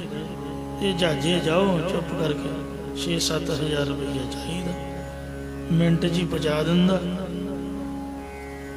ਤੇ ਅੱਧੇ ਪੌਣੇ ਘੰਟੇ ਦੀ ਖੇਡ ਹੈ, ਵੱਧ ਤੋਂ ਵੱਧ ਅੱਧਾ ਘੰਟਾ ਦਿੱਲੀ ਦਾ ਤੇ ਘੰਟਾ ਬੰਬੇ ਦਾ। ਤੇ ਜਾਂ ਹੁਣ ਸਿੱਧੀਆਂ ਫਲਾਈਟਾਂ ਤੁਰੀਆਂ ਹੋਈਆਂ ਨੇ। ਇੱਕ ਵਾਰ ਆਪਾਂ ਉਦੋਂ ਹਜ਼ੂਰ ਸਾਹਿਬ ਨਹੀਂ ਸੀ ਬਣਿਆ, ਏਅਰਪੋਰਟ ਔਰੰਗਾਬਾਦ ਗਏ ਸੀਗੇ, ਮਿੰਟੋ ਸਕਿੰਡੇ। ਤੇ ਇਸ ਲਈ ਗੱਲ ਤਾਂ ਆਪਦੀ ਅਵਸਥਾ ਦੀ ਹੈ ਤੇ ਮਹਾਰਾਜ ਦੀ ਕਿਰਪਾ ਦੀ ਹੈ। ਸਟੇਸ਼ਨ ਦਾ ਇੱਕੋ ਹੀ ਹੈ ਜਿੱਥੇ ਸਭਨਾਂ ਨੇ ਪਹੁੰਚਣਾ ਹੈ। ਕੋਈ ਕੀੜੀ ਚਾਲ ਪਹੁੰਚਦਾ ਹੈ, ਕੀੜੀ ਹੌਲੀ ਹੌਲੀ ਤੁਰ ਕੇ ਦਰਖਤ ਦੇ ਉੱਪਰ ਚੜੂਗੀ। ਜਿਹੜਾ ਪੰਛੀ ਹੈ ਉਹਨੇ ਬਸ ਮਾੜਾ ਜਿਹਾ ਇੱਕੋ ਹੀ ਖੰਭ ਮਾਰਨੇ ਨੇ, ਇੱਕੋ ਵਾਰ ਥੋੜਾ ਜਿਹਾ ਉੱਪਰ ਨੂੰ ਜਾਣਾ, 1 ਸਕਿੰਡ 'ਚ ਉਹਨੇ TC ਤੇ ਪਹੁੰਚ ਜਾਣਾ। ਇਉਂ ਜਿਹੜੇ ਦੂਜੇ ਧਰਮਾਂ ਦੇ ਰਸਤੇ ਨੇ, ਆਪਾਂ ਇਹ ਨਹੀਂ ਕਹਿੰਦੇ ਵੀ ਉਹ ਮਾੜੇ ਨੇ, ਹੈ ਉਹ ਵੀ ਠੀਕ ਨੇ, ਪਰ ਉਹ ਤਾਂ ਕੀੜੀ ਵਾਲੇ ਨੇ। ਜੂੰ ਚਾਲ ਹੈ, ਤੁਰੇ ਜਾਓ ਤੁਰੇ ਜਾਓ, ਕਦੇ ਗਰਮੀ 'ਚ ਛੱਡਦੇ ਰਹੋ, ਕਦੇ ਪਿਆਸੇ ਮਰਦੇ ਰਹੋ, ਕਦੇ ਭੁੱਖ ਲੱਗੀ, ਕਦੇ ਕੁਛ ਕਦੇ ਕੁਛ। ਤੇ ਜਿਹੜਾ ਗੁਰਸਿੱਖੀ ਵਾਲਾ ਰਸਤਾ ਹੈ, ਇਹ ਹੈ ਪੰਛੀ ਵਾਲਾ। ਸਕਿੰਟਾਂ ਦੇ ਵਿੱਚ ਹੀ ਰਿਲੈਕਸ ਹੀ ਪਹੁੰਚ ਜਾਓ, ਪਤਾ ਹੀ ਨਹੀਂ ਲੱਗਦਾ ਕਦੋਂ ਪਹੁੰਚ ਗਏ। ਗੁਰਮੁਖ ਗਾਡੀ ਰਾਹੋ ਚਲੰਦਾ, ਸਤਿਗੁਰੂ ਨਾਨਕ ਦੇਵ ਜੀ ਨੇ ਗੁਰਮੁਖਾਂ ਦਾ ਇਹ ਗਾਡੀ ਰਾਹ, ਜਿਹਨੂੰ ਹਾਈਵੇ ਕਹਿੰਦੇ ਨੇ ਅੱਜ ਕੱਲ੍ਹ, ਮੋਟਰਵੇ, ਫਲਾਈਓਵਰਾਂ ਦਾ, ਜਿੱਥੇ ਟ੍ਰੈਫਿਕ ਲਾਈਟ ਸੀ ਕੋਈ ਨਹੀਂ, ਨਾ ਕੋਈ ਉੱਥੇ ਕ੍ਰੋਸਿੰਗ ਹੈ, ਕਿਸੇ ਪ੍ਰਕਾਰ ਬ੍ਰੇਕ ਲੱਗਣੀ ਨਹੀਂ, ਬਸ ਗੱਡੀ ਨੇ ਉੱਡਦੀ ਜਾਣਾ। ਮਿੰਟਾਂ ਸਕਿੰਟਾਂ ਦੇ ਵਿੱਚ ਰਸਤਾ ਤੈਅ ਹੋ ਜਾਂਦਾ। ਸੋ ਇਉਂ ਜਿਹੜੇ ਜੋਗੀ ਨੇ ਉਹ 6 ਚੱਕਰਾਂ ਨੂੰ ਮਿੰਨ ਕੇ ਜਾਂਦੇ ਨੇ। ਗੁਦਾ ਦੇ ਵਿੱਚ ਮੂਲਾਧਾਰ ਚੱਕਰ ਹੈ, ਜਿਸ 'ਚ ਮੁੱਧੇ ਮੁਖ ਦਾ 4 ਪੰਖੜੀ ਵਾਲਾ ਪੀਲਾ ਕਮਲ ਹੈ। ਤੇ ਲਿੰਗ ਦੇ ਮੂਲ ਦੇ ਵਿੱਚ ਸਵਾਦਿਸ਼ਟਾਨ ਚੱਕਰ ਹੈ, ਜਿਸ 'ਚ ਲਾਲ ਰੰਗ ਦਾ ਉਰਧ ਮੁਖ 6 ਪੱਤੀਆਂ ਦਾ ਸ਼ੀਦਲ ਕਮਲ ਹੈ। ਨਾਭੀ ਦੇ ਮੂਲ ਵਿੱਚ ਮਣੀਪੁਰਕ ਚੱਕਰ ਹੈ, ਜੋ ਨੀਲੇ ਰੰਗ ਦਾ ਉਰਧ ਮੁਖ 10 ਪੱਤੀਆਂ ਦਾ ਕਮਲ ਹੈ। ਅਤੇ ਹਿਰਦੇ ਦੇ ਵਿੱਚ ਅਨਾਹਦ ਚੱਕਰ 12 ਦਲਾਂ ਦਾ ਸਵਰਨ ਰੰਗਾ ਕਮਲ ਹੈ। ਦੁਆਦਸ ਦਲ ਅਬ ਅੰਤਰ ਮੰਤ, ਪਹਿਲਾਂ ਇਸੇ ਸ਼ਬਦ ਵਿੱਚ ਪੰਕਤੀ ਆਈ ਸੀ। ਤੇ ਜਿਹੜਾ ਕੰਠ ਦੇ ਵਿੱਚ ਵਿਸ਼ੁੱਧ ਚੱਕਰ ਲਾਲ ਰੰਗ ਦਾ ਊਰਧ ਮੁਖ 16 ਦਲ ਦਾ ਕਮਲ ਹੈ। ਪਰਵਟਿਆਂ ਦੇ ਵਿਚਕਾਰ ਦੀ ਜਿਹੜੀ ਜਗ੍ਹਾ ਹੈ ਤ੍ਰਿਕੁਟੀ ਵਾਲੀ, ਇਸ 'ਚ ਆਗਿਆ ਚੱਕਰ ਹੈ। 2 ਪੰਖੜੀਆਂ ਦਾ ਊਰਧ ਮੁਖ ਚਿੱਟਾ ਕਮਲ ਹੈ। ਇਹਨਾਂ 6 ਚੱਕਰਾਂ ਤੋਂ ਵੱਖ ਜੋਗੀ ਇੱਕ 7ਵਾਂ ਚੱਕਰ 10ਵੇਂ ਦੁਆਰ ਵਿੱਚ ਵੀ ਮੰਨਦੇ ਨੇ। ਇਹ 1000 ਪੱਤਰੇ ਦਾ ਸਫੈਦ ਕਮਲ ਹੈ, ਜਿਸ ਨੂੰ ਜੋਤੀ ਰੂਪ ਦਾ ਸਿੰਘਾਸਨ ਆਖਦੇ ਹਨ। ਤੇ ਉੱਥੇ ਕਹਿੰਦੇ ਕਿ ਰੱਬ ਦਾ ਵਾਸਾ ਹੈ। 10ਵੇਂ ਦੁਆਰ ਨੂੰ ਬੜੀ ਅਹਿਮੀਅਤ ਦਿੰਦੇ ਨੇ। ਗੁਰਸਿੱਖੀ ਦੇ ਵਿੱਚ ਵਾਹਿਗੁਰੂ ਨਾਮ ਜਪਦਿਆਂ, ਗੁਰਬਾਣੀ ਪੜ੍ਹਦਿਆਂ, ਜੇ ਮਹਾਰਾਜ 10वें द्वार ते दर्शन करा दे तां मां भली, जे बाईपास ही उड़ा के लै गया सीधा रब के चरणों। कबीर चरण कमल की मौज को कह कैसी अनुमान, कहबे को शोभा नहीं देखा ही प्रवान। जिहड़ा 10वें द्वार दे विच प्रकाश जां आवाज़ां ते 10वें द्वार वाली अवस्था वो है जोगी।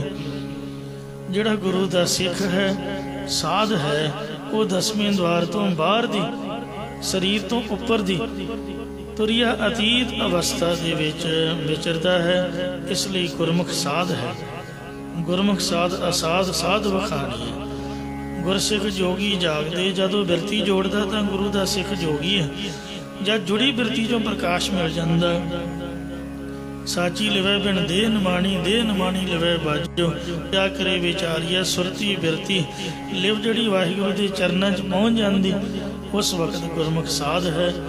सो इसलिए साध की महिमा वेद न जानै, जेता सुनै तेता बखियान है। साध की उपमा ते गुण ते दूर, यूँ रजो सतो तमो तो उपर जड़ी तुरिया अवस्था वो साध दी है। जो ब्रह्मंड च है वाहिगुरु, वही पिंडे शरीर विच है। सबे घट राम बोले रामा बोले। आ जिहड़ा गुरुद्वारा है ये हिरदे विच है। हर मंदिर इहो शरीर है। हरी दे रहन दी जगह ये शरीर ही रब ने बनाया होया। इहो जग सच्चे की है कोठड़ी, सच्चे का विश्वास। जिन्नी बाणी गुरु ग्रंथ साहिब च लिखी हुई है ये अंदर भी चल रही है। वाहिगुरु नाम हिरदे नौनिधि अमृत प्रभ का नाम, देही महस का विश्राम। गल सुरती दी है। जे जपजी साहिब जोड़ लओगे तो जपजी साहिब चलूगा, जे सुखमनी साहिब जोड़ लओगे सुखमनी साहिब चलूगा। गल तो आपदे ध्यान दी है। काम भी ये है, जे काम का फुरना फिर वही दिमाग में चढ़ जाऊगा। गल सोच दी है, जो सोची जाओगे वही अंदर बनी जाना है। जिस तरह दिने जो कुछ वेखीए या सोचीए वह सुपना रात में होंदा। क्यों बिरती जिथे टिका लो उत्थे टिक जाती है। जे चंगे पासे लाओगे तो उच्चा जीवन करने लई संगत दे विच बैठ के चंगे पासे बिरती, जिन्नी लंबी खजूर हुंदी वेल भी उन्नी उपर चढ़ जाती है। तो इउं जिन्ना वड्डा महाराज है, जिन्नी वड्डी संगत है, इहदा आसरा लांघे बिरती उस परमात्मा च उपर चढ़ जाऊगी। गल ध्यान दी है। धुन में ध्यान, ध्यान में जानिया गुरमुख अकथ कहानी। ये आपनों अकथ कथा सरवण करवाई है। मान सरोवर करी स्नान। हेमकुंड साहिब तो सारे गए ने, मम्मी गया 2 बार। अखंड पाठ साहिब की सेवा 2वीं बार महाराज ने लई। वो तो अगे काग पसुंड है, उत्थे नहीं आप गए, सिंह जाके आए ने, उत्थे भी सहज पाठ किया। ते ओहदे तो अगे मान सरोवर चाइना दे विच कहंदे पै जांदा। यही मान सरोवर साडे अंदर भी है। 10वें द्वार जां शुद्ध अंतःकरण विच श्रवण मनन ध्यासन रूप नहाउणा करो। सतसंगत रूप मान सरोवर विच गुरां दे उपदेश नूं कमाउण रूप इशनान करो। या ब्रह्म रूप मान सरोवर विच चित्त नूं एकाग्र करके आपा पाप मिटन रूप इशनान करो। सो हम सो जा कौन है जापा। जोगियां दी अभ्यास लई कथन करदे ने, ओ प्रभु मेरा रूप है ते मैं उस प्रभु दा रूप हाँ। या ओ जो त्वंग पद दा लाखरत रूप ते तत्पर दा लाखरत रूप आत्मा ते परमात्मा दी एकता वाला जिसदा जाप है। आत्मा परात्मा एको करे, अंतर की दुविधा अंतर मरे। जा को लिपत न होए पुण्य अर पाप। जिस परमात्मा नूं वसदा जीवां च ही है, पर जीवां दे पापा पुन्ना दा लेप नहीं उन्होंने लगता। ये लपाई मानता नहीं हुंदी। जिवें सूरज आकाश तां गंदे पानी च भी पाउंदा, साफ च भी पाउंदा। गंदे च गंदा, साफ च साफ दिखदा, पर सूरज मैला नहीं हुंदा, वो तां आकाश विच। सो जिवें सैटेलाइट नहीं सारा कुछ आपां देख रहे हैं, पर वो लाइट दा उपर है, फिटिंग दा उपर होई पई है। जिस तरह प्रोजैक्टर हुंदा है वो भावें कंध ते पा लो ते भावें वो साफ स्क्रीन पर्दे ते पा लो, ਸਾਊਂਡ ਦੇ ਸਿਸਟਮ ਵੱਖਰੇ ਲੱਗਦੇ ਨੇ। ਪ੍ਰੋਜੈਕਟਰ ਨੇ ਤਾਂ ਅੱਖ ਛਪਾਉਣਾ, ਪ੍ਰਤੀਬਿੰਬ ਉੱਥੇ ਤਾਂ ਨਹੀਂ ਜਾਂਦਾ, ਸਕਰੀਨ ਦੇ ਵਿੱਚ ਦਿਖਦਾ ਹੈ। ਕਿਉਂ? ਰੱਬ ਇਹ ਨਹੀਂ ਵੀ ਸਾਡੇ ਅੰਦਰ ਵੜ ਕੇ ਚੌਂਕੜਾ ਮਾਰ ਕੇ ਬੈਠਾ ਹੋਇਆ ਵੀ ਤੁਹਾਡੇ 'ਚ ਨਹੀਂ ਜਾਂ ਹੋਰ ਕਿਸੇ 'ਚ ਨਹੀਂ। ਉਹਦਾ ਇੱਕ ਪ੍ਰੋਜੈਕਟਰ ਦੇ ਰਾਹੀਂ ਪ੍ਰਤੀਬਿੰਬ ਪੈ ਰਿਹਾ, ਅਕਸ਼ ਪੈ ਰਿਹਾ। ਉਹੀ ਚੇਤਨ ਹੈ ਜੋ ਸਾਰਿਆਂ ਦੀ ਸ਼ਕਤੀ, ਜਿਸ ਤਰ੍ਹਾਂ ਕਰੰਟ ਹੈ ਤੇ ਉਹ ਦੂਰੋਂ ਹੀ ਮਾਰ ਕਰਦਾ ਹੈ। ਪਰ ਜਿਹੜੀਆਂ ਹਾਈ ਵੋਲਟੇਜ ਲਾਈਨਾਂ ਨੇ ਇਹ ਬੰਦੇ ਨੂੰ 5 ਫੁੱਟ ਦੂਰ ਤੋਂ ਹੀ ਖਿੱਚ ਲੈਂਦੀਆਂ ਨੇ। ਇੰਨੀ ਮਹਾਰਾਜ ਦੀ ਪਾਵਰ ਹੈ ਪਰਮਾਣੂ ਸ਼ਕਤੀ ਤੋਂ ਵੀ। ਉਹ ਅਕਸ਼ੀ ਉਹਦਾ ਸਾਡੇ 'ਚ ਕੰਮ ਕਰ ਰਿਹਾ। ਉਹ ਆਪ ਸਾਡੀ ਮੈਲ ਨਾਲ ਮੈਲਾ ਨਹੀਂ ਹੁੰਦਾ। ਵਰਨ ਵਰਨ ਕਾਮ ਨਹੀਂ ਛਾਮਾ। ਨੀਚ ਵਰਨ ਚੰਗੇ ਵਰਨ ਨੂੰ ਦੁੰਦਵਾਦ ਤੋਂ ਰਹਿਤ ਹੈ। ਵਰਣਨ ਕਰਨ ਤੋਂ ਅਕਥ ਸਰੂਪ ਹੈ। ਸਾਰੇ ਰੰਗਾਂ 'ਚ ਮਿਲਿਆ ਹੋਇਆ, ਰੰਗ ਤੋਂ ਰਹਿਤ। ਉਹਦੇ ਸਰੂਪ ਦੇ ਵਿੱਚ ਨਾ ਧੁੱਪ ਹੈ ਤੇ ਨਾ ਛਾਂ ਹੈ, ਨਾ ਦੁੱਖ ਹੈ ਤੇ ਨਾ ਸੁੱਖ ਹੈ। ਦੁੱਖ ਸੁੱਖ ਆਦਿਕ ਦੁੰਦਵਾਦ ਤੋਂ ਰਹਿਤ ਇੱਕ ਰਸ ਰੂਪ ਹੈ। ਮਤਲਬ ਅਸੀਂ ਰੋਂਦੇ ਹਾਂ, ਰੱਬ ਨਹੀਂ ਰੋਂਦਾ। ਸਾਡੇ ਅੰਦਰ ਬੈਠਾ ਹੋਇਆ ਉਹ ਨਹੀਂ ਰੋਂਦਾ। ਅਸੀਂ ਖੁਸ਼ ਹੁੰਦੇ ਹਾਂ, ਖੁਸ਼ ਨਹੀਂ ਹੁੰਦਾ। ਉਹ ਤਾਂ ਨਿਰਲੇਪ ਹੈ ਸਾਡੇ ਦੁੱਖ ਸੁੱਖ ਤੋਂ। ਅਵਰਨ ਪਾਈਆ ਗੁਰ ਕੀ ਸਾਮ। ਐਸਾ ਸਮਰਥ ਹਰ ਜੀਉ ਆਪ ਪਰਮਾਤਮਾ ਗੁਰਾਂ ਦੀ ਸ਼ਰਨ ਤੋਂ ਬਿਨਾਂ ਕਿਸੇ ਹੋਰ ਯਤਨ ਦੁਆਰਾ ਨਹੀਂ ਪਾ ਸਕੀਦਾ, ਕਿਸੇ ਹੋਰ ਸਾਧਨ ਦੁਆਰਾ ਨਹੀਂ ਪਾਈਦਾ। ਗੁਰਾਂ ਦੀ ਸ਼ਰਨ ਵਿੱਚ ਹੀ ਪਾਈਦਾ ਹੈ। ਟਾਰੀ ਨਾ ਟਾਰੈ ਆਵੈ ਨਾ ਜਾਏ। ਐਸੇ ਸਰੂਪ 'ਚ ਲੱਗੀ ਹੋਈ ਬਿਰਤੀ ਕਿਸੇ ਸੰਕਲਪ ਆਦਿਕ ਦੀ ਟਾਲੀ ਹੋਈ ਟਲਦੀ ਨਹੀਂ ਤੇ ਨਾ ਹੀ ਕਿਸੇ ਸੰਸਕਾਰਾਂ ਵਿੱਚ ਆਉਂਦੀ ਜਾਂਦੀ ਹੈ। ਸੁਨ ਸਹਿਜ ਮਹਿ ਰਹਿਓ ਸਮਾਏ। ਐਸੀ ਬਿਰਤੀ ਲਾਉਣ ਵਾਲਾ ਮਨੁੱਖ ਆਉਂਦਾ ਜਾਂਦਾ, ਜੰਮਦਾ ਮਰਦਾ ਨਹੀਂ। ਅਫੁਰ ਸਰੂਪ ਬ੍ਰਹਮ ਦੇ ਸਹਿ ਸਰੂਪ 'ਚ ਲੀਨ ਹੋ ਕੇ ਰਹਿੰਦਾ। ਜੋਗੀ ਪੁਰਖ ਦਸਮ ਦੁਆਰ ਵਿੱਚ ਉਹਦੇ ਆਨੰਦ 'ਚ ਲੀਨ ਰਹਿੰਦਾ ਹੈ। ਮਨ ਮਤੇ ਜਨ ਜੇ ਕੋਏ। ਭਾਈ ਇਹ ਸਾਰੀ ਖੇਡ ਮਨ ਦੇ ਵਿੱਚ ਵਰਤ ਰਹੀ ਹੈ। ਇਹ ਸਾਰੀ ਦਾਤ ਮਨ ਦੇ ਵਿੱਚੋਂ ਹੀ ਪ੍ਰਾਪਤ ਹੁੰਦੀ ਹੈ। ਤੇ ਮਨ ਮੈਂ ਜੋਤ, ਜੋਤ ਮੈਂ ਮਨੁਆ।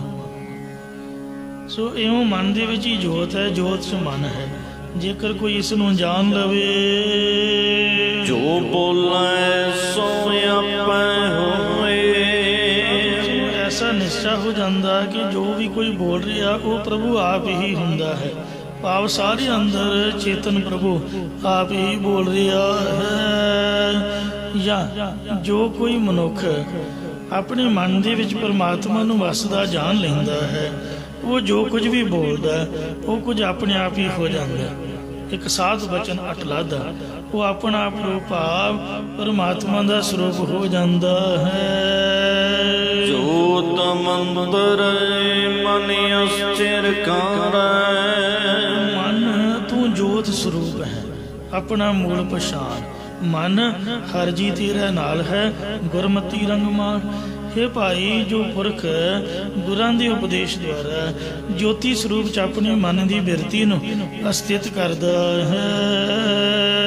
ਕਹੈ ਕਬੀਰਾ ਸੋ ਪ੍ਰਾਨੀ ਤਾਰੈ। ਭਗਤ ਕਬੀਰ ਸਾਹਿਬ ਜੀ ਕਥਨ ਕਰਦੇ ਨੇ ਕਿ ਉਹ ਜਿਹੜਾ ਪੁਰਾਣਾ ਧਾਰੀ ਜੀਵ ਹੈ ਉਹ ਸੰਸਾਰ ਸਮੁੰਦਰ ਤੋਂ ਤਰ ਜਾਂਦਾ ਹੈ, ਉਹ ਸੰਸਾਰ ਸਮੁੰਦਰ ਤੋਂ ਮੁਕਤ ਹੋ ਜਾਂਦਾ ਹੈ। ਇਹ ਗੁਰੂ ਜੀ ਮਹਾਰਾਜ ਨੇ ਲੜੀਵਾਰ ਪਾਵਨ ਕਥਾ ਦੇ ਵਿੱਚ ਸ਼ੁਭ ਉਪਦੇਸ਼ ਬਖਸ਼ਿਸ਼ ਕੀਤਾ ਹੈ। ਜੇ ਆਪਾਂ ਆਪਣੇ ਹਿਰਦੇ 'ਚ ਵਸਾ ਲਾਂਗੇ ਤੇ ਗੁਰੂ ਮਹਾਰਾਜ ਦੀ ਸਾਡੇ 'ਤੇ ਵੀ ਕਿਰਪਾ ਹੋ ਜਾਊਗੀ। ਸੋ ਹਿਰਦੇ ਦੇ ਵਿੱਚ ਵਸਾਉਣ ਦੇ ਨਾਲ ਹੀ ਮਹਾਰਾਜ ਦੀ ਕਿਰਪਾ ਹੁੰਦੀ ਹੈ। ਸੋ ਆਓ ਗੁਰੂ ਚਰਨਾਂ 'ਚ ਅਰਦਾਸ ਕਰੀਏ। ਇਹ ਸੱਚੇ ਪਾਤਸ਼ਾਹ, ਇਹ ਜੋ ਬ੍ਰਹਮ ਗਿਆਨ ਦਾ ਉਪਦੇਸ਼ ਆਪ ਜੀ ਨੇ ਬਖਸ਼ਿਸ਼ ਕੀਤਾ ਹੈ, ਇਹ ਸਾਡੇ ਹਿਰਦਿਆਂ 'ਚ ਵਸ ਜਾਏ ਤਾਂ ਕਿ ਅਸੀਂ ਇਸ ਦੀ ਕਮਾਈ ਕਰਕੇ ਇਹ ਲੋਕ ਸੁਖੀਏ ਪਰ ਲੋਕ ਸੁਹੇਲੇ। ਨਾਨਕ ਹਰ ਪ੍ਰਭ ਆਪੇ ਮੇਲੇ ਦੀ ਦਾਤ ਨੂੰ ਪ੍ਰਾਪਤ ਕਰ ਸਕੀਏ ਜੀ। ਭੁੱਲਾਂ ਚੁੱਕਾਂ ਖਿਮਾ ਕਰਨੀਆਂ, ਅੱਗੇ ਤੋਂ ਸਮਤ ਬਖਸ਼ਣੀ। ਜੋਤ ਮੰਤਰੈ ਮਨ ਅਸਥਿਰ ਕਰੈ। ਕਹੈ ਕਬੀਰਾ ਸੋ ਪ੍ਰਾਨੀ ਤਾਰੈ। ਖਾਲਸਾ